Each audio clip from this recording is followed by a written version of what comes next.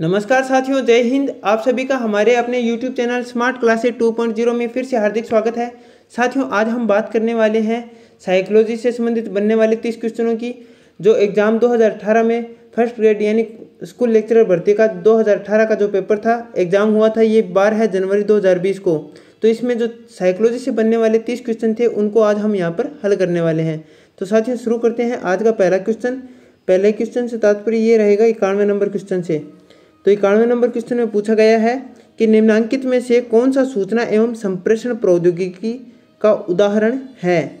तो साथियों, इसका राइट ऑप्शन है वो है ये सभी हो जाएगा, यानी ई गवर्नेंस, ई बैंकिंग और ईमेल, ये सभी इसके राइट ऑप्शन हो जाएंगे। क्वेश्चन नंबर 92 है, शिक्षण का तात्पर्य है अधिगम की दशा को व्यवस्थित करना जो कि अधिगमकर्ता की बाह्यता से संबंधित है। शिक्षण को इस तरह किसने परिभाषित किया है। तो साथियों, इसका राइट ऑप्शन है रॉबर्ट एम गेने ने ही परिभाषित किया है। क्वेश्चन नंबर 93 है, अभिक्रमित अनुदेशन अधिगम सिद्धांत का एक अनुप्रयोग है। तो साथियों, ये जो अनुप्रयोग है ये है क्रिया प्रसूत अनुबंधन, यानी स्किनर का जो दिया हुआ सिद्धांत है क्रिया प्रसूत अनुबंधन, ये अधिगम सिद्धांत का एक अनुप्रयोग है अभिक्रमित अनुदेशन वाला। तो साथियों, इसका राइट ऑप्शन 2 नंबर मान लिया है। ठीक है, क्वेश्चन नंबर 94 की बात करते हैं, शिक्षण का आधारभूत प्रतिरूप के प्रणेता कौन है। तो साथियों, इसका राइट आंसर ग्लेसर को माना गया है। क्वेश्चन नंबर 95 है, frames of mind the theory of multiple intelligence पुस्तक के रचयिता कौन है। तो साथियों, इसका राइट ऑप्शन है 4 नंबर एच गार्डनर, इस पुस्तक के रचयिता बताए गए हैं। क्वेश्चन नंबर 96 है, simulation social skills teaching SSST जो कि शिक्षक के व्यवहार को परिमार्जित करने की एक तकनीक है, के प्रणेता कौन है। तो साथियों, इसके जो प्रणेता है वो क्रुकशेंक है, यानी पहला ऑप्शन है वो राइट माना गया है। क्वेश्चन नंबर 97 है, अर्थपूर्ण शाब्दिक अधिगम व उच्च संगठन की अवधारणा से संबंधित सिद्धांत किसकी देन है। तो साथियों, ये किसकी देन है। तो इसका राइट आंसर हो जाएगा डेविड पी आशुबेल। अर्थपूर्ण शाब्दिक अधिगम व उच्च संगठक की अवधारणा, ये दोनों ही सिद्धांत है ये डेविड पी आशुबेल के द्वारा दिए गए हैं। क्वेश्चन नंबर 98 की बात करते हैं, निम्नांकित में से क्या कंप्यूटर की अस्थायी मेमोरी के रूप में जानी जाती है, यानी कंप्यूटर की अस्थायी जो मेमोरी होती है वो किस नाम से जानी जाती है। तो साथियों, वो रैम के नाम से जानी जाती है। फिर आगे क्वेश्चन नंबर है 99, निकटस्थ विकास का क्षेत्र ZPD की अवधारणा किसके द्वारा दी गई थी। तो साथियों, ये अवधारणा है LS वाइगोत्स्की के द्वारा दी गई थी ZPD। क्वेश्चन नंबर 100 है, निम्नलिखित में से कौन सा युग्म असंगत है। तो साथियों, जो असंगत है वो बताना है। तो असंगत में LS वाइगोत्स्की व्यक्तिगत रचनावाद, ये असंगत बताया, लेकिन जो संगत है वो देखते हैं जीन पियाजे का संज्ञानात्मक रचनावाद का सिद्धांत, जे ब्रेसफोर्ड का एंकर्ड अनुदेशन का सिद्धांत, BF स्किनर का व्यवहारवाद बताया गया है। क्वेश्चन नंबर 101 है, निम्नलिखित में से कौन सा बुद्धि का सिद्धांत प्रक्रिया उन्मुखी सिद्धांत की श्रेणी में नहीं आता है। जो नहीं आता है साथियों वो है स्पीयरमैन का सिद्धांत। और बात करते हैं बुद्धि का सिद्धांत जो प्रक्रिया उन्मुखी सिद्धांत की श्रेणी में आता है, तो वो है केटल एवं हॉर्न का सिद्धांत, स्टर्नबर्ग का सिद्धांत, जेनसन का सिद्धांत। क्वेश्चन नंबर 102 है, किसी भी व्यवहार के विलोपन के प्रति प्रतिरोध की मात्रा अधिक किस प्रकार के पुनर्बलन में होती है। तो साथियों, इसका राइट ऑप्शन है 102 का, वो है 4 नंबर, 2 एवं 3 दोनों सही है। तो विच्छिन्न पुनर्बलन और एक आंशिक पुनर्बलन, ये माना है। क्वेश्चन नंबर 103 है, कंप्यूटर में उपयोग किए जाने वाले उपकरण क्या कहलाते हैं। कंप्यूटर के अंदर उपयोग किए जाने वाले जो उपकरण है कंप्यूटर में, तो वो क्या कहलाते हैं साथियों। तो वो कहलाते हैं हार्डवेयर, यानी 2 नंबर ऑप्शन है वो राइट माना गया है। क्वेश्चन नंबर 104 है, निम्नलिखित में से यूटिलिटी सॉफ्टवेयर कौन सा है। तो साथियों, यूटिलिटी सॉफ्टवेयर है वो है लिंकर, 4 नंबर ऑप्शन राइट माना गया है। क्वेश्चन नंबर 105 है, नैतिक विकास का सिद्धांत निम्न में से किसके द्वारा दिया गया है। तो साथियों, नैतिक विकास का सिद्धांत है वो जीन पियाजे और एल कोहलबर्ग के द्वारा दिया गया है, यानी दोनों ही के द्वारा दिया गया। 4 नंबर ऑप्शन है वो राइट माना गया है। क्वेश्चन नंबर 105 है, हो गया है 4 नंबर ऑप्शन के साथ। फिर आगे क्वेश्चन नंबर 106 है, निम्नलिखित में से कौन से मनोवैज्ञानिक संवेगात्मक बुद्धि की अवधारणा से संबंधित है। यानी संवेगात्मक बुद्धि की अवधारणा से संबंधित जो मनोवैज्ञानिक है वो नाम बताने हैं। तो इसका राइट ऑप्शन है वो 4 नंबर माना है पीटर सेलावे, जॉन मेयर और डेनियल गोलमैन, इन तीनों का ही संबंध है।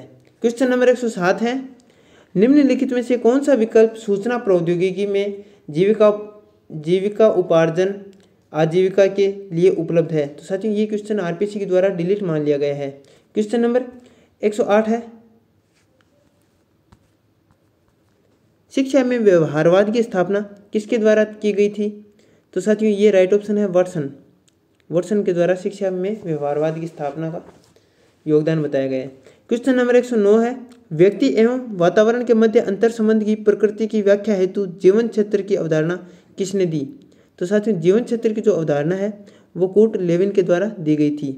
क्वेश्चन नंबर 110 है,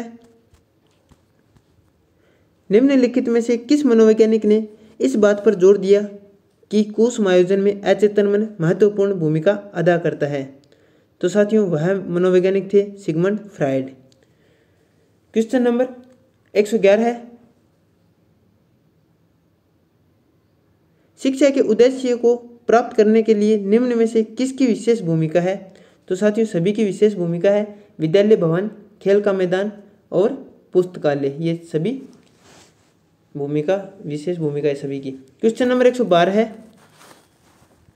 संज्ञानात्मक विकास की कौन सी अवस्था अमूर्त चिंतन एवं तर्कना के उद्भव के रूप में विशिष्टीकृत होती है।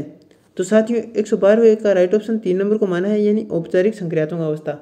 11 वर्ष या 12 वर्ष के बाद की जो अवस्था है, यानी 12 वर्ष के बाद की जो है वो ही औपचारिक संक्रियात्मक अवस्था मानी गई है।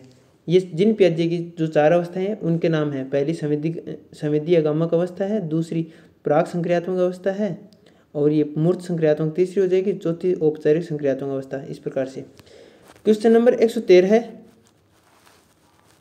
विकास की किस अवस्था में पहचान बना भूमिका संभ्रांति की विशेषता घटित होती है। तो साथियों यह जो अवस्था है वो है किशोरावस्था। 4 नंबर ऑप्शन राइट माना गया है। क्वेश्चन नंबर 114 है, किसी भी विद्यार्थी को अधिगम और समस्या समाधान हेतु दी जाने वाली सहायता क्या कहलाती है। तो साथियों वह सहायता स्कैफोल्डिंग कहलाती है। जो 2 नंबर है ये राइट ऑप्शन माना गया है। क्वेश्चन नंबर 115 है, निम्नलिखित में से कौन सा युग्म सही रूप से युग्मित है। जो सही है वो बताना है साथियों।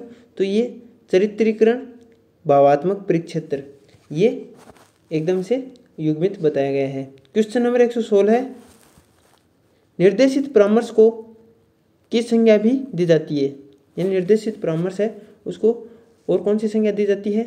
तो साथियों उपयुक्त सभी, यानी ये सभी संज्ञाएं दी जाती है। कौन सी, परामर्शदाता केंद्रित परामर्श की संज्ञा, आदेशात्मक परामर्श की संज्ञा, समस्या केंद्रित परामर्श की संज्ञा, ये सभी संज्ञाएं दी जाती है। क्वेश्चन नंबर 117 है, शिक्षण का प्रारूप हो सकता है। शिक्षण का प्रारूप कैसा हो सकता है। तो साथियों शिक्षण का प्रारूप है वो प्रशिक्षण के, ये भी हो सकता है प्रशिक्षण, अनुबंधन भी हो सकता है, अनुदेशन यानी अनुदेश एवं प्रतिपादीकरण हो सकता है। यानी उपयुक्त सभी इसका राइट ऑप्शन हो जाएगा। 117 का 4 नंबर राइट ऑप्शन है। क्वेश्चन नंबर 118 है, एन फ्लैंडर्स द्वारा प्रतिपादित अंतःक्रिया विश्लेषण तकनीक को परिमार्जित एवं बेहतर बनाने हेतु प्रयोग में लाया जाता है। तो राइट ऑप्शन शाब्दिक व्यवहार, ये 1 नंबर ऑप्शन है वो राइट माना गया है। क्वेश्चन नंबर 119 है, सर्वे दृश्य सामग्री को वर्गीकृत करने हेतु अनुभव शंकु का प्रारूप किसके द्वारा प्रतिपादित किया गया है, यानी किया गया था। तो साथियों इसका राइट ऑप्शन है एडगर डेल का शंकु, यानी एडगर डेल है उन्होंने अनुभव शंकु का प्रारूप प्रतिपादित किया था। क्वेश्चन नंबर 120 है, निम्न में से कौन सा कथन असत्य है। तो साथियों जो असत्य कथन है वो बताना है, वो है अधिगम परिपक्वता से संबंधित नहीं है, ये असत्य है, बल्कि अधिगम परिपक्वता से संबंधित है, ये होना था। अब इसमें जो कथन सत्य है वो है अधिगम एक प्रक्रिया है, संवेग हमारी क्रिया को निर्देशित करता है, अधिगम अभ्यास एवं प्रशिक्षण से संबंधित है। क्वेश्चन नंबर 121 120 तक हो गए। तो साथियों ये साइकोलॉजी से बनने वाले 30 क्वेश्चन थे। हमने ये सभी 30 क्वेश्चनों को यहाँ पर हल कर लिया है। और ये जो एग्ज़ाम है ये स्कूल लेक्चरर भर्ती 2018 का जो एग्ज़ाम हुआ था 12 जनवरी 2020 को गणित का, उसमें 30 साइकोलॉजी के क्वेश्चन थे। इन्हीं को हमने यहाँ पर हल किए हैं। तो साथियों आगे हम और वीडियो में आगे दूसरा पेपर देखेंगे। तो मिलते हैं एक नए वीडियो के साथ। जय हिंद, जय भारत।